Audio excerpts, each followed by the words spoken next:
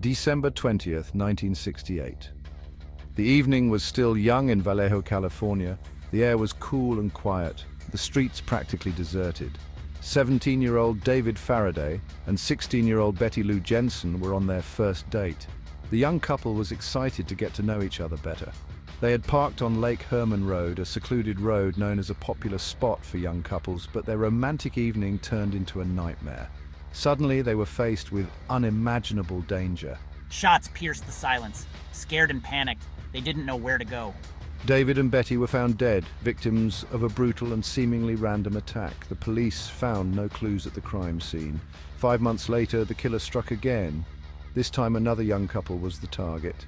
It was July 4th, 1969. Darlene Farron, 22, and 19-year-old Michael Renaud Magot were at Blue Rock Springs Park. A car pulled up next to us. We couldn't see who was inside. Shots, glass shattered. Darlene was instantly killed. It all happened so fast. I survived, injured but alive, to tell the story of the mysterious shooter. I would never forget that moment. These seemingly random killings were a mystery to the police. They sent shockwaves through the San Francisco Bay Area. Fear took hold. What the public didn't know was that a nightmare had just begun. This was only the beginning. A killer craving attention, driven by fear, was on the loose. He could be anywhere at any time, ready to strike again, and he would announce his presence in a way no one could have foreseen. An era of terror and fear had begun. August 1st, 1969. 3 letters arrived at the offices of the Vallejo Times-Herald, the San Francisco Chronicle, and the San Francisco Examiner. The letters were identical and each contained practically the same coded message. The writer claimed responsibility for the murders of David, Betty Lou, Darlene, and Michael. He demanded that the newspapers print his code on the front page. He threatened that if his demands were not met, he would kill more people. Panic in society. The police were baffled. Who was this person claiming to be the killer, and what was the meaning of his cryptic message? The newspapers published the code in an unprecedented move. They hoped that someone would crack the code and reveal the killer's identity.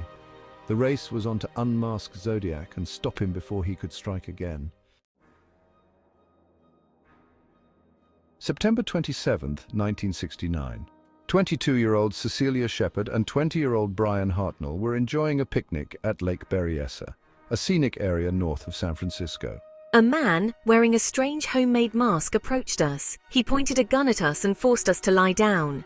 Then, cold-blooded and calculating, he stabbed us repeatedly. The attacker then made a chilling phone call.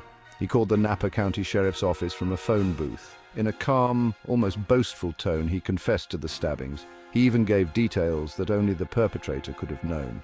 The call ended abruptly, and the police were left with a chilling recording of the killer's voice, but no concrete leads on his identity. The killer began calling himself Zodiac in his letters and phone calls. He seemed to relish the fear and notoriety he generated with each communication. He often signed his letters with a creepy symbol, a circle with a cross through it, which seemed to point to a celestial purpose. This symbol became synonymous with terror, a chilling reminder of the killer's power and elusiveness. Zodiac's motives remained a mystery. Was he driven by a desire for fame, by a thirst for blood, or by something even more sinister and unknown?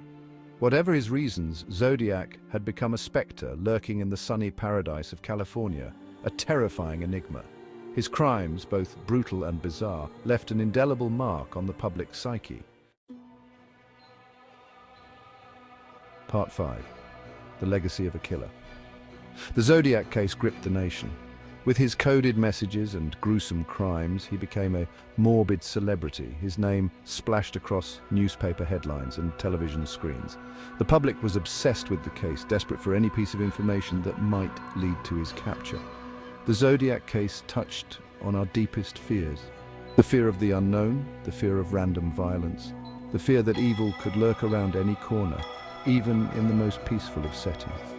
His ability to evade the grasp of the authorities only amplified this fear, turning him into an almost mythical figure. Part 6. Hunting in the Dark. The The police worked tirelessly on the case. They followed countless leads, interviewed hundreds of suspects, and analyzed every detail of Zodiac's letters and codes. But the killer always seemed to be one step ahead, vanishing without a trace after each attack. As the years passed and Zodiac remained at large, frustration grew. The case haunted the detectives who grappled with the killer's cunning and the knowledge that he was still out there, potentially ready to strike again. They were faced with a lack of tangible evidence, dead ends, and the constant fear that he would strike again. Part 7. The Prime Suspects. Over the years, several potential suspects emerged. The police thoroughly investigated each one, attempting to establish their possible connection to the crimes. One of the most prominent suspects was Arthur Lee Allen, a former schoolteacher with a violent past, and an unhealthy fascination with codes and ciphers. Allen was questioned by the police several times. Allen's handwriting bore a striking resemblance to Zodiac's, and he even owned a watch with the Zodiac symbol on it. This made him a key suspect. However, despite the many clues, there was no conclusive evidence definitively linking him to the crimes. A case against him could not be made. Another suspect, Lawrence Kane, worked near one of the crime scenes and reportedly wore a watch similar to a survivor's description. Kane's past also drew attention. However, as with Allen, the evidence against him remained largely circumstantial. Kane, too, was released due to a lack of hard evidence. Despite the extensive investigation, neither man could be definitively linked to the Zodiac murders. The case remained unsolved. Part 8. A chilling confession. In 2002, a fingerprint on one of the Zodiac letters finally yielded a match. The print belonged to a man named Donald Lee Bujok. However, Bujok had died in 1991, leaving many questions unanswered. Bujok's family vehemently denied he had anything to do with the murders, and the case remained unsolved. Adding to the intrigue, a man named Dennis Kaufman came forward, claiming that his stepfather, Jack Tarrance, was Zodiac. Kaufman provided photographs and even a chilling deathbed confession from his mother that seemingly linked Tarrance to the crimes. However, many experts remain skeptical of Kaufman's claims, and the debate over Tarrance's guilt or innocence rages on today. Part 9. The case goes cold. Despite decades of investigation, the Zodiac case has remained unsolved. It remains an enduring source of fascination and frustration, both for professional investigators and amateur sleuths. The killer's identity, motives, and whereabouts remain a mystery, a haunting question mark hanging over California and the nation. Every new lead seems to raise more questions than it answers. The Zodiac case serves as a stark reminder that some crimes, even in an age of advanced forensic technology, remain beyond our grasp. While science and technology advance, and with them hope, the answers remain elusive. The Zodiac case continues to both captivate and frustrate investigators and amateur detectives alike, each believing they may hold the key to unlocking the mystery.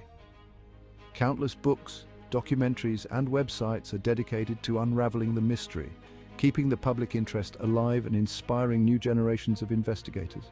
New theories regularly emerge attempting to explain the killer's identity and motives, each offering a fresh perspective and potential breakthrough. Yet despite these efforts, Zodiac remains an enigma, his true face hidden behind a veil of secrecy and speculation. Perhaps one day, the truth behind the mask will be revealed. Part 10. Unanswered Questions. The Zodiac Killer case is a chilling reminder of the darkness that can lurk beneath the surface of even the most peaceful communities. It is a tale of terror, mystery, and an enduring fascination that, even after all these years, continues to grip the public imagination. The unanswered questions surrounding the case serve as a stark reminder of humanity's capacity for evil and the limitations of even our most determined attempts to find justice. Though officially a cold case, the Zodiac case remains very much alive in the minds of those who remember the terror he inflicted. It serves as a sobering reminder that some mysteries may never be solved, and some monsters may never be brought to justice. Zodiac's legacy is one of fear, intrigue, and the enduring power of the unknown.